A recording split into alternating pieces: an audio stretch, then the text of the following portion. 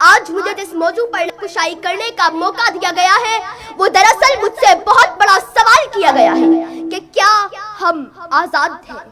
جناب اعلیٰ، اس سوال کا جواب لکھنے کے لیے جب میں نے قلم اٹھایا تو میری نگاہوں کے سامنے حق کی بات کرنے پر موت کا تحفہ حاصل کرنے والے صحافی عزیز میمون کی لاش آئی تو پھر میرے دل میں خیال آیا کہ ایسا ایک واقعہ تو ہر ملک، ہر وطن، ہر دیش، ہر مٹی، ہر جگہ ہو جاتا ہے، لیکن پھر میرے خیالوں میں بچوں کے سامنے سڑک پر زیادتی کا نشانہ بننے والی ماں آئی جس نے میرے قلم کو یہ لکھنے پر مجبور کر ہی دیا کہ ہم آزاد نہیں، ہم اس کے قیدی ہیں۔ کہ اتنے میں اس بات نے میرے دل کو تسلی دی کہ دیکھو،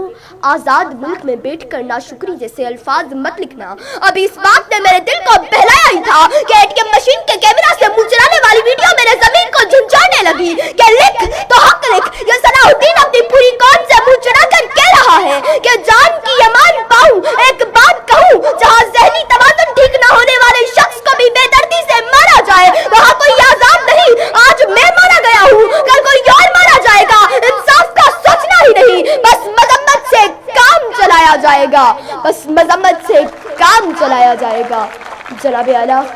ابھی میرے لکھنے کی جسارت کی ہی تھی کہ فلسطین، کشمیر، برما اور چچنیا کے لوگوں نے چیخ چیخ کے پکارا کہ اے بے خبر، تو آزادی کی نعمت سے آشنا ہی نہیں، تیری تو ابھی اس عمر پہ لکھنے کی موضوع پر لکھنے کی عمر ہی نہیں۔ تو آزاد ہے، تو آج لکھنے کو آزاد ہے، تو آج پڑھنے کو آزاد ہے، تو آج اسٹیج پہ کھڑے ہو کے تقریر کرنے کو آزاد ہے، تیرے گھر کے مرد اپنی عبادت گاہوں میں جا کر عبادت کرنے کو آزاد ہے۔ چلو مان لیا 20% لوگ معاشرے میں خرابیوں کی وجہ سے ناانصافی کا شکار ہوئے ہوں گے، ارے تو آج نوشر و فیروز کے مجمع کے سامنے ان کے لیے آواز اٹھانے اور ان کے لیے حق کی بات کرنے کو آزاد ہے۔ ہمیں تو یہ حق نہیں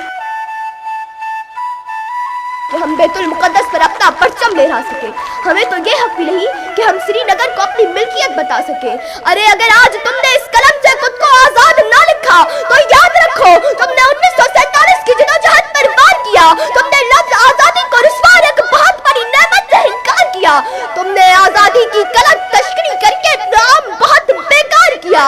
اور تم نے خود کو قیدی کہہ کے قلم کا غلط استعمال کیا، تم نے خود کو قیدی کہہ کے قلم کا غلط استعمال کیا۔ جناب اعلیٰ، یہ چیخیں، یہ آوازیں اور یہ پکار میری سماعت سے ٹکرائی اور میرا ہاتھ کانپنے لگا، قلم نیچے گرا اور میں نے اس موضوع پر لکھنے سے انکار کیا،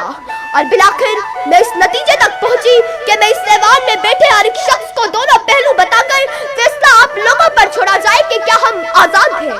لیکن فیصلہ کرنے سے پہلے یاد رکھیے کہ ہم ابن رشدی ہی نہیں، ہم جابر بھی، ہم قطبی بھی، ہم ابن خلدون طبری بھی، ہم ابن سینا، ابن الہیثم البیرونی طوسی بھی، ہم شاعری میں شیرازی ہیں، ہم نغمہ گری میں فردوسی ہیں، ہم خیال ہمیشہ پوری کے، ہم رومی کی مثنوی ہیں، ہم سوز بنے تو بلے شاہ، ہم ساز بنے تو وارث شاہ، ہم عقل بنے، ہم شاہ لطیف بنے، اور ہم وقت بنے، ہم رقص بنے، ہم سچل سرمست بنے، جب جنگ ہوئی تو دولہ دریا خان بنے، جبکہ امن ہوا تو اکبر کے نورتن بنے۔ آپ کی سماعتوں کا